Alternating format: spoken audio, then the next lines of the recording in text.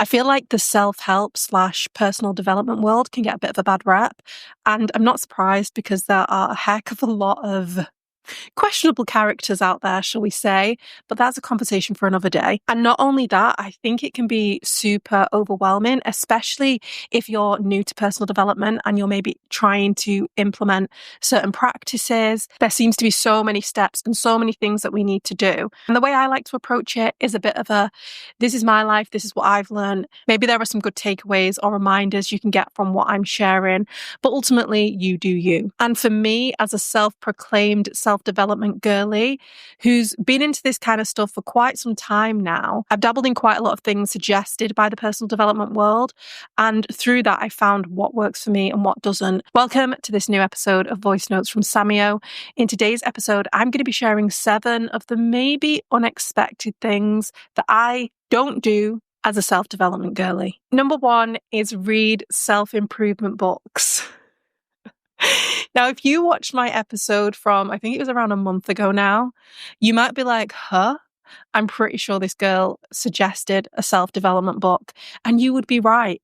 And I am redacting that statement right now. It has been redacted for reasons I will get into in a moment, but it's kind of brought home for me the reason why in general I don't read personal development books anymore, because there was a time that I did dabble. I wouldn't say I've read a huge amount, but I've read enough. Now, the book I referenced in a previous episode was Let Them by Mel Robbins.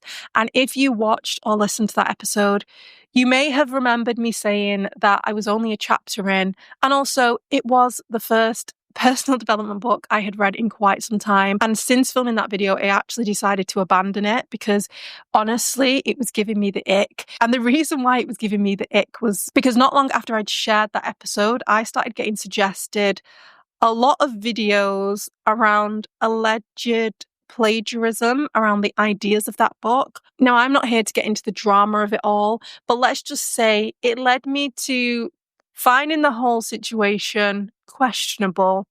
And so I just found that I just couldn't pick up the book anymore, because if what was alleged is true, it kind of gave me the ick, especially as a creative. I know there's no technical original ideas of this world, but the idea that something could have been stolen from a smaller creative just did not sit right with me. So I had to abandon it. And like I say, I'm not here to go into the ins and outs of the drama. If you want to watch videos on that, you can go and do that. But to me, it just kind of served as an example to be careful who I'm getting my advice from. And while one could argue that even if it is plagiarized, the concept somewhat, the ideas could be good regardless of who's sharing them. But I feel like credit should be given where credit is due. So obviously that is just such a random scenario and not the reason why I don't read self-help books in general. But as someone who has read quite a few in the past, I kind of feel I got to a point where I wasn't really hearing anything new. And even with the book I mentioned, whilst I did initially feel enthusiastic about the bit I did read, it was kind of repetitive. And I know that might seem hypocritical coming from someone who likes to speak on the topic of personal development. But for me, that's exactly it. I would rather watch content these days, whether it's through YouTube or a podcast. And generally speaking, just as a personal preference, I would rather spend my reading time reading fiction for the most part, or non-fiction books of other genres. That's not to say I won't read another personal development book again. And prior to this one, it had been quite some time since I'd last picked up a personal development book, and I've just not really been drawn to them, to be honest with you. That's not to say I won't ever pick up one again, because if something really sparks my interest, I may dabble, but for the most part, I just don't really gravitate towards that genre anymore. And I'm actually more likely to reread some of the personal development books I have and kind of hone in on those messages. Because another thing is, you can get a lot of information from a lot of different places, which can be helpful, but it can also sometimes be conflicting. And now I am definitely all about going to more trusted sources, shall we say, after that last debacle. And 2 of the personal development books I personally love, and I've mentioned this one before, is The Big Leap. Hopefully Gay Hendricks hasn't done anything controversial, but the message of that book is so powerful, and for me it's just a book that really resonated, and I will cherish that one on my bookshelf. And I've even since listened to it in audio format just to really hone in on some of those messages. And sometimes it's one that I will go back to if I'm feeling like I need a little bit of a reminder. And another one is The Artist's Way by Julia Cameron, which I guess you could, it's a question mark. Is that personal development? I'm going to put it under personal development category. It's had a resurgence of popularity in recent times due to Doechii, who is obviously getting all this success, which is great. And she even did a series on that book back in the day, talking about her process with it. I guess she is a prime example of a success story who followed the artist's way. So that's getting a resurgence in popularity. And I've had that one for a long time and I would highly recommend it. But yeah, for the most part, personal development books, I'd rather go back to my old ones, and it'll probably take a lot for me to be drawn into reading a new one again. Number 2 is I don't take advice from self-help gurus. Now, the actual title of this should be, I take the advice that I hear from self-help gurus with a pinch of salt, but it doesn't quite hit the same. It's a little bit long-winded. And I would also add to that by saying I sort of limit how much I listen to for reasons I will get into now. So I feel like overall, the self-help personal development industry is dominated by men, or at least the people at the top, shall we say. And so it's natural when you do get into personal development, self-development content that you gravitate towards those people because the people at the top are legit, right? Right? I ain't saying nothing. I think most of us who are into this space have listened or read or, consumed content of some of those popular people at points in time. And that's not to dismiss everything they say. There are some real nuggets of wisdom that can be shared by some people when it isn't plagiarized. There are some real nuggets of wisdom you can find in some of that content, those books, videos, podcasts, all of that stuff. And as I have just mentioned, one of my favorite personal development books is by a man, Gay Hendricks. However, what I realized over time is that I kind of had to look at who I was listening to and taking advice from, shall we say, because I was realizing that I was trying to implement strategies that didn't necessarily work in my own life.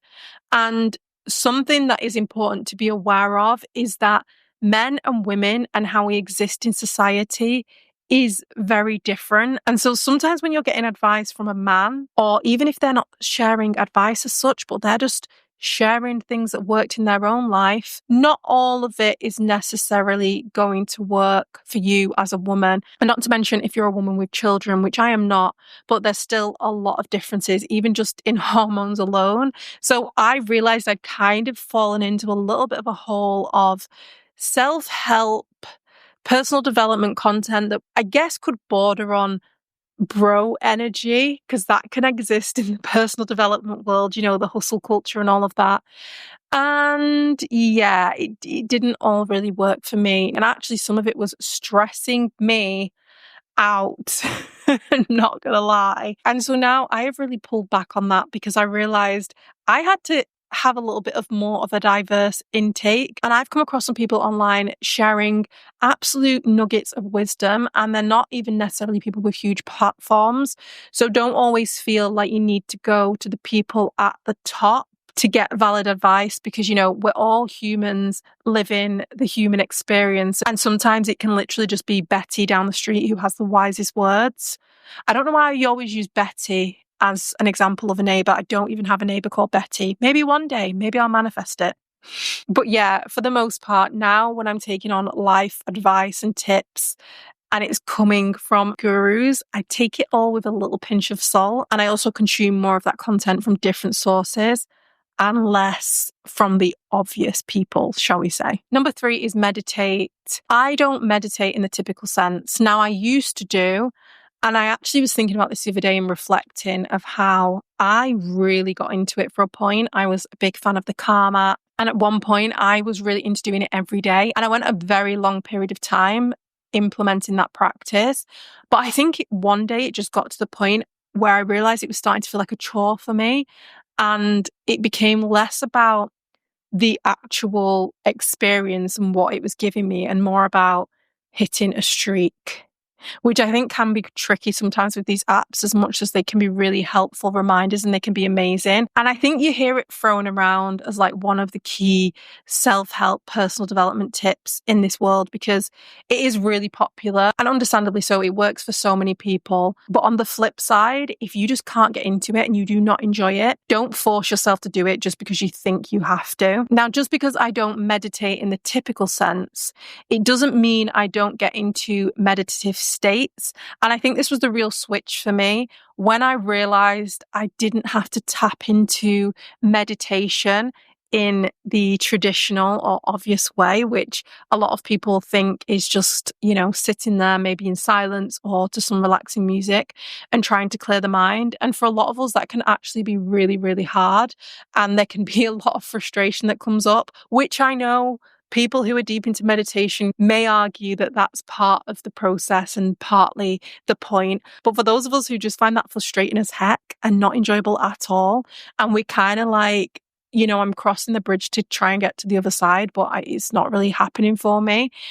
I think it's more so about noticing those times when you get into flow or you zone out, because that essentially is a form of meditation. Now, art is a great way to tap into this. So if you're a creative, you'll know that feeling of being fully in flow with your art, whatever it may be, and zoning out and time goes past. When I get into that level of flow, I can literally forget to eat.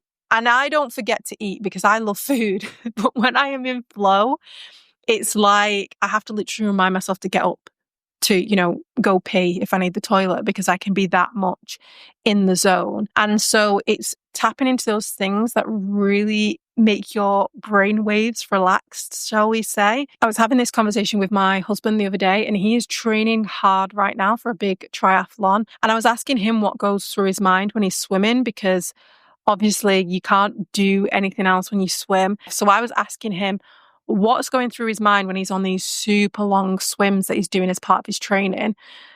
And he was like, He was like, I've not really thought about that.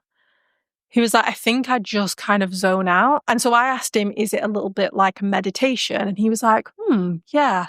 He was like, I'll have a think about what I think about when I next swim. And then after the next swim he did, he spoke to me about it and he said, yeah, you're right. I definitely go into like a meditative state. He was like, because I was really aware then after you'd asked me. And so that's an example of where you can just be in that meditative state or in the zone without realizing it. I think this happens when you do long distance running. I know after a certain point of running, I definitely go into this state where it's almost like I'm floating. It's like my body's moving. I know my feet are touching the ground and I'm moving forward, but it's almost like I'm not really aware of how I'm doing it. I'm just doing it. My mind has gone somewhere else. And if you're not a runner or a swimmer, like I say, creativity can be great for this. And you might be thinking, I'm not an artist. I don't know how to tap into that. But even picking up something like a colouring book, I saw someone on the plane the other day actually, and they were doing like a colouring exercise on their iPad. And I was even relaxed watching them because it was so therapeutic to watch. So I can only imagine how therapeutic it must have felt doing the colouring on this beautiful garden landscape. It looked very, very pretty. And so there are many different ways that you can tap into that really relaxed state in your mind and get the same benefits of meditation without having to force yourself to meditate. Number 4 is I don't only mingle with people of the same mindset. Now, I do often talk about being aware of how the people around you make you feel, being intentional about who you spend time with, but I'm also cautious not to just say only spend time with people who have a certain way of thinking or only spend time with people who have this sort of like personal development mindset. Because the reality is for most of us, that's just not realistic. And also I feel like it's not real life. Would it be nice if everyone was super aware and wanted to work on themselves? Sure. But also just because they're not doing those things doesn't mean that they're not a good person or that they don't have a lot of value to add. I think this is actually important because whilst it can seem like a good thing to only be around people of the same mindset, and obviously there's a lot of positives, I think it can easily slip into slightly toxic if everyone is of the mindset that personal development is the be all and end all, at the end of the day, someone can still live a good life without going after goals or trying to improve themselves. Some of us just strive for certain things that maybe aren't the obvious or aren't the average. And so it might take a little bit more work to get there, but that doesn't mean that it's any better than what someone else is choosing to do with their life. And ultimately, if they're happy, then that's fine. And I also think in this world, there can be a lot of that messaging of only hanging around with successful people. I've mentioned this in a previous episode, but you know, that saying, you're a sum of the people, the 5 people you spend the most time with. And whilst I do feel like there's lots of positives to take from that phrase, I think if you take things like that a little bit too literally, it can quickly become toxic because everybody's different. Everybody has different interests and different things they want to focus on. And actually, you can learn so much from people around you who have very opposing views sometimes. Of course, if there's someone around you or in your life that is completely opposed to all your views and morals, then don't force yourself to be around them just to have someone of a different mindset. I'm just talking about people who aren't necessarily into personal development and aren't into these same sort of things. Whilst yes, it can be helpful to build bonds and friendships with people of a similar mindset, you also might have people who've been in your life for years who just don't care about this stuff, but you still enjoy being around them. Number 5 is use organization planners. Now, this one is one that I would actually love to do. And I'm not going to lie, I got 2 planners at the start of this year. I got 2 different types of planners. And I was ready to be an organized planner girly. I was going to have the time blocking down. I was going to have the days of the week down, what I was doing. I was going to have my week planned out. You know what? I managed a day. That day, I'm not going to lie, was a pretty good day. For some reason, I just didn't go into the flow. So I've got these pretty organizers sat at the side of my desk. In fact, I've moved them now because they were just sat there shaming me on a daily basis, goading me for not writing in them. But did they look aesthetic? Yes. Did I use them? No. Will they in the future? Maybe. And you know what? I intentionally got undated planners so that I can dip into them at any time because I know myself well. So I had a feeling that they might get abandoned, but you know, a girl can try. And over the years, I have dipped and dabbled into planners. I've tried digital planners, I've tried physical planners, I've tried the most aesthetic planners to plan, and it just sometimes doesn't go with my flow. Now, I'm not going to lie, I am someone who could do with a little more work organization, and it is something I am regularly working on because it doesn't come natural to me. And as someone who works for themselves, it can, or I can, be a little chaotic at times, and I could do with some organization. But I have found other means and methods over the years that have worked pretty well for me. There was a time when I was quite on it with Notion, and I actually want to try and maybe tap into that again because that worked quite well for me. At the moment, I just have chaotic notes in my iPhone. Yeah. Probably not the best way to do it, but you know what? If it works. And I think there can be this pressure to be this super organized, have everything together, girly in the personal development space. And you know what? Wouldn't we all aspire to that? But as someone who struggles with it, I've learned not to guilt myself that I find it hard to keep up with certain routines and regiments and having them all documented in a beautiful planner and having it filled out at the end of the year, showcasing all the organization and planning I have done. Maybe one day I will find a system or I will get into the system because I'm not going to lie, some of the planners are pretty systemized. There's not much I have to do other than write in them. Do I write in them? No. But maybe one day I'll be that girl. But today is not the day, and that is okay. So I'm not a planner girly. There, I said it. But yeah, right at this moment in time, I do not use a physical daily planner. Number 6 of things I don't do as a self-development girly is I don't think I'm better than anyone. And this might be an obvious, you would think, well, why would you? But I do think there can be a lot of self-righteousness in the personal development world. And people might not express or say the words that they think they're better, but some of it can kind of give that energy. And so I really think it's important to, come back to base occasionally. And just because you've done all this work on yourself doesn't mean you're drifting off into enlightenment. There's always new stuff to learn. That's not to say that you have to always be on this grind of personal development, but you don't know it all. And actually, again, I'm going to reference Betty down the road. In my head, I'm viewing this, I'm picturing this really cute 84-year-old. Oh, she seems nice.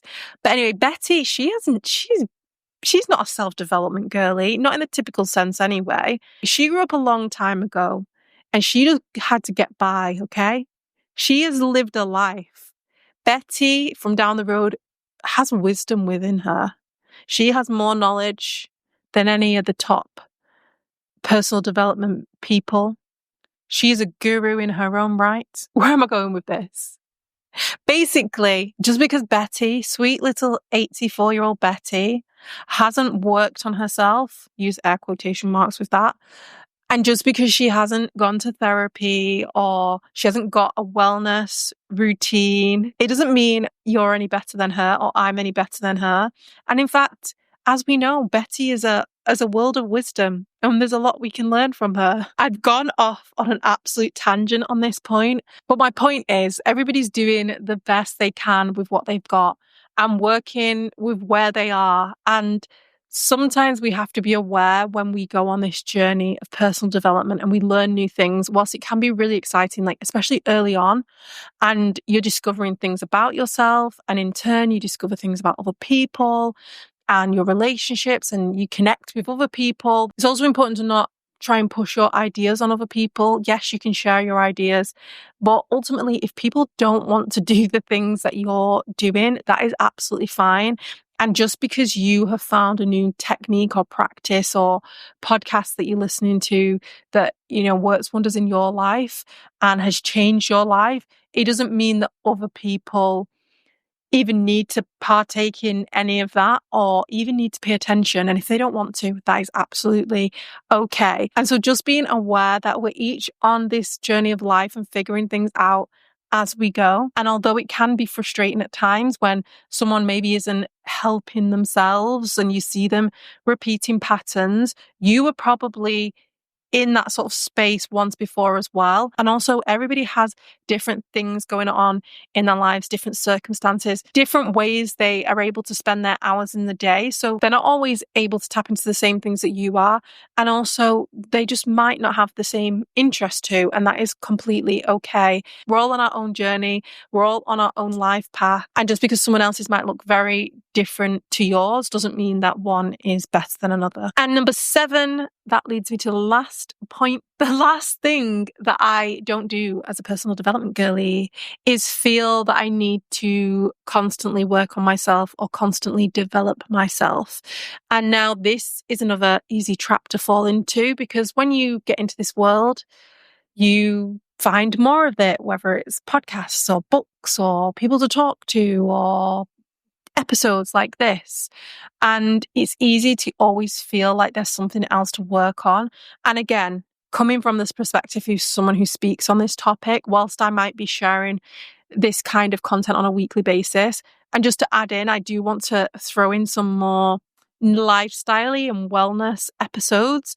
Haven't got there yet, but this is going to be a bit of a more of an all-rounder podcast. It's not just going to be personal development, even though we've kicked off very personal development heavy. But I am just sharing these as reminders. If you don't want to dabble in every episode, you do not have to listen every episode. Sometimes it's nice as a little weekly reminder. Life is all about balance. And if personal development and working on yourself is about getting to where you want to be, at some point you've got to enjoy that point. Otherwise, the goalpost keeps moving and you're constantly in this mode of self-improvement. Ultimately, you don't need to change anything. You can be exactly as you are now. And a part of the work needs to be self-acceptance for where you are. I'm someone, of course, who I love having goals. I love aiming towards things. But at the same time, I always work on maintaining that peace and gratitude for where I am, because ultimately, if those things don't happen, or the circumstances don't change, like how can I find joy in my life right now? And that for me is ultimately what it's all about. And sometimes it's fine to just take a break, live life, not think about anything personal development related, and do you. Like, that is perfectly okay as well. And before I wrap this up, a little bonus point. We're not going to call it 8 because 7 just sounds better in a list. Bonus point would be, ultimately, I don't take other people's advice over my own knowing, and I would advise that to anyone who is in the personal development space or not. Whilst personal development content can be full of important reminders, can point us in the right direction, or even just help lift us up when we're feeling down, the main point of it all is for you to develop understanding of yourself and to build self-trust with yourself so that ultimately you have the autonomy and conscious understanding to make decisions for yourself and improve your life the ways in which you want to improve them that work for you. Underline that last bit. So that's all I've got for you today. Those were just some maybe unexpected things I don't do as a personal development girly. Let me know in the comments if you have anything to add that maybe you don't do. Please do like, subscribe if you enjoyed it, and we can do this again soon. As always, I have thoroughly enjoyed chatting your ear off, and I will speak to you next time.